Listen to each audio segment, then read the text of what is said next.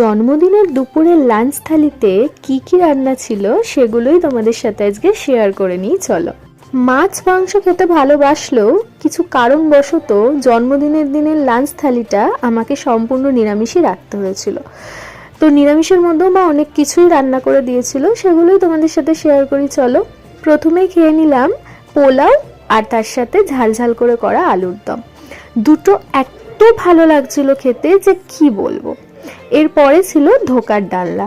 এটা দিয়েও কিন্তু পোলাওটা খেতে বেশ ভালো লাগছিল। আমি সচরাচর ধোকা অতটা পছন্দ না করলেও সেদিন কিন্তু রান্নাটা এতটাই ভালো হয়েছিল যে আমি আর একবার চেয়ে খেয়েছি। ধোকা দিয়ে খাবারটা শেষ করতে করতেই তারপরে মা দিয়ে দিয়েছিল পনির। আর পনির খেতে আমি বরাবরই ভীষণ ভালোবাসি, তো পনির দিয়েই আমি খাওয়াটা শেষ করেছিলাম। আজকের দুপুরের মেনুটা তোমাদের কেমন লাগলো বলো। নিরামিষ পদ হিসাবে আর কি কি পদ তোমরা ভালোবাসো জানিও।